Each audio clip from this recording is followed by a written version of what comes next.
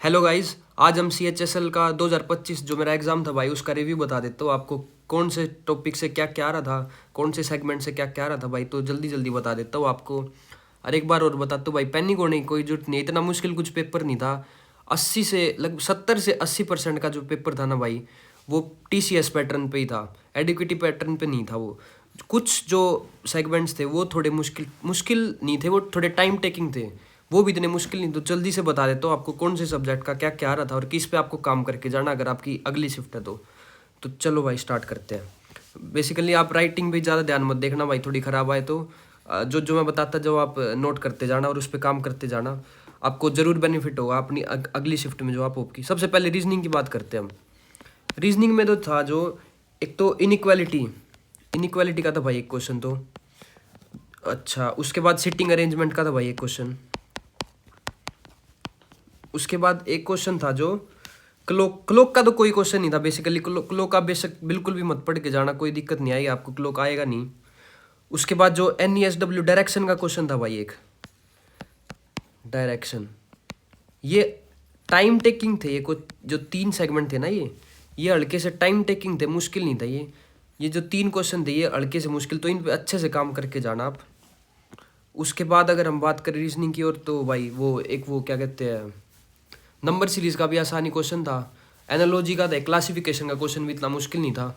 Basically आप इन 3 चीज़ों पे जरूर काम करके जाना, इनइक्वालिटी, सेटिंग अरेंजमेंट और डायरेक्शन पे।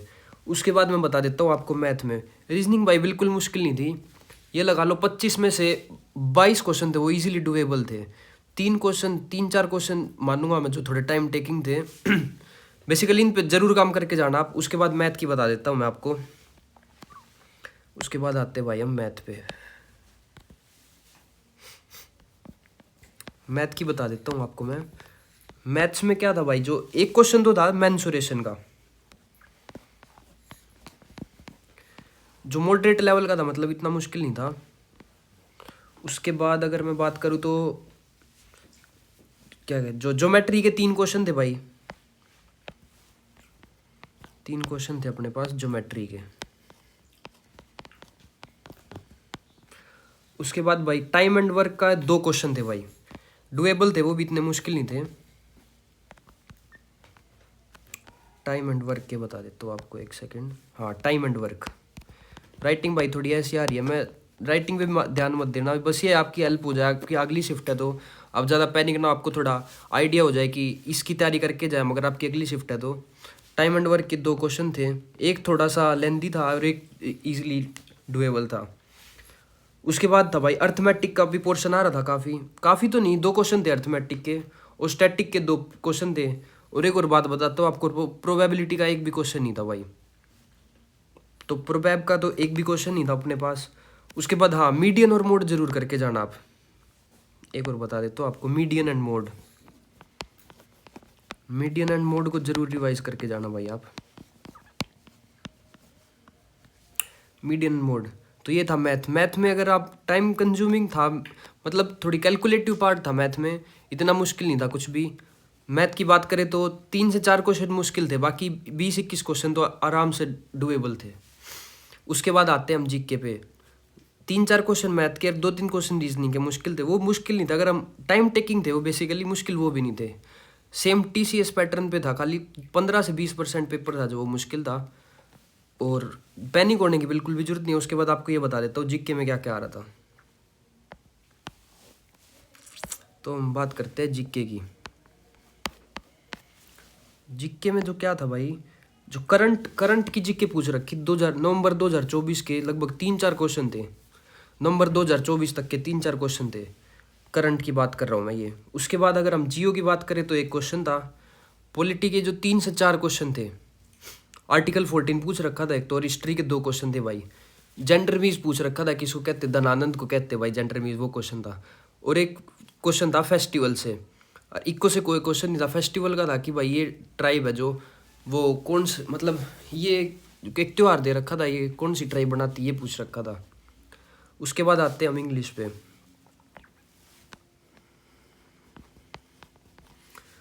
ये मॉडरेट थी अपने पास जीके, इतना कोई मुश्किल नहीं था। जैसे बहुत सारे बोल रहे थे कि एडिक्विटी पैटर्न है, काफ़ी मुश्किल आएगी, या फिर जैसे वो ऐसा कुछ भी नहीं था। उसके बाद इंग्लिश में बता देता हूँ आपको। एक तो कॉम्प्रिहेंशन था ना, वो थोड़ा टाइम टेकिंग था अपने पास। कॉम्प्रिहेंशन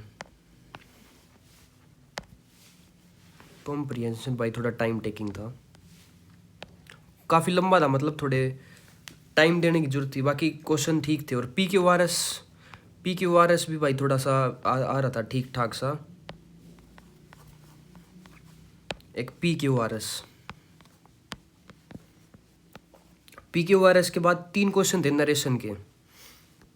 3 क्वेश्चन थे अपने पास नरेशन के।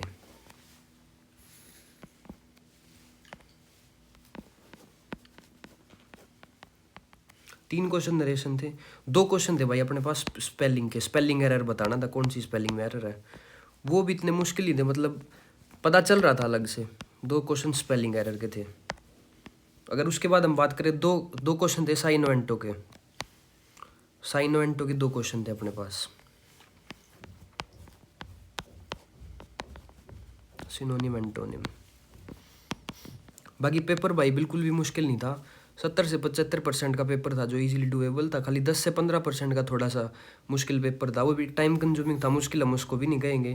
बाकी मैथ का जो बहुत सारे बच्चों को ऐसे लग रहा था कि मुश्किल था, ऐसा कुछ भी नहीं था भाई। मैथ का थोड़ा सा ये कह सकते हैं हम, कैलकुलेटिव पार्ट ज़्यादा था, पर मैथ का भी सेगमेंट आसान ही था।